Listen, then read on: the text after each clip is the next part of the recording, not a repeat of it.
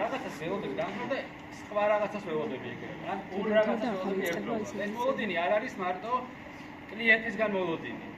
შიგნით ველოდები დასტურს ველოდები, მეილს ველოდები, ათას რაღაცას ველოდები. ან მოლოდინში ცხოვრება არის ძალიან დამღლელი, საბოლოოდ.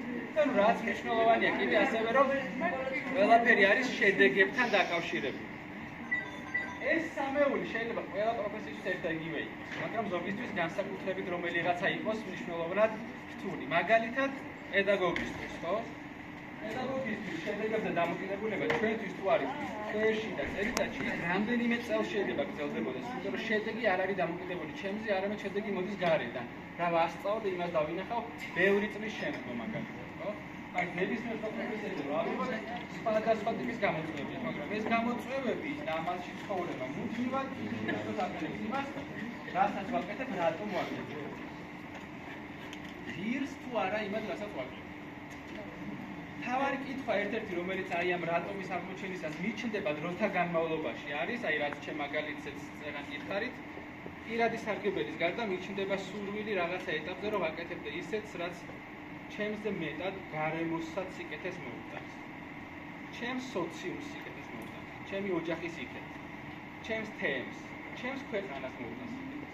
ანუ როდემდე შეიძლება ვმუშაობდე მარტო, სადამდე გამოყვება ეს რატომი, თუ ეს არის პასუხი მარტო იმაზე, რომ მე ვიყო კარგად და ჩემი ოჯახი იყოს კარგად.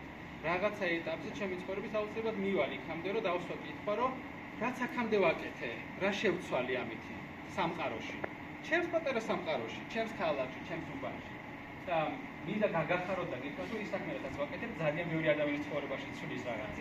იმაში თქვენ დარწმუნებული ხართ და მაგის უფლება ბევრს არ აქვს. თუმცა ყველა პროფესიაში შეიძლება იგივე რამ შეცვალა. აი ისე მდგომარეობას რომ დაუბრუნდეთ, როდესაც ეს კითხვები ჩნდება, ყველა თქვენგანს ეკნება რაღაცა რეცეპტი იმისა, თუ როგორ უმკლავდებით აი ამ კრიზისებს.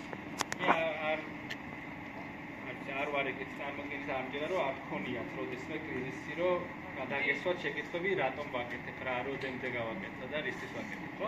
მაგრამ არის რაღაცები ალბათ, რამაც ეს გადაგალახინოთ, რაც გალახინებთ ხოლმე ამას. პერიოდულად შეიძლება ჩნდებოდეთ ეგ კითხვები, ხო, რატომ, როდემდე თუ არ დავანებო თავის ბაგან ხო არ წავიდე, საქვეყანაში ხო არ ვიცხოვრო, სხვა საქმე ხო არ ვაკეთო, ბაბა იმუშაოს მე დავჯდები სახლში, იხედეთ თქვენ თავებს.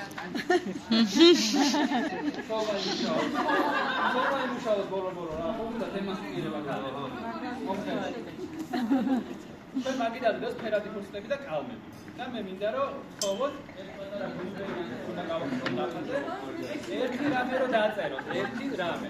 რასაც იყენებთ ხოლმე, როდესაც ეს კითხვა გიჩნდება თქვენ თავთან. ანუ რას აკეთებთ, როდესაც გიჩნდება კითხვები, რომ ისთვის ვაკეთებ ამას, შევძლებთ თუ არა, ენერგია აღარ მაქვს, ან როდესაც აღარ გესმით ევრეტიკის ნაბიჯების ხმა თქვენ უკან. რას აკეთებთ? შეიძლება იყოს, რომ არის მაგალითად ხო, საქმეში როცა გიჩნდება. არ წარმოგაჩნდეთ იდეებს, მაგრამ შეიძლება რაღაცები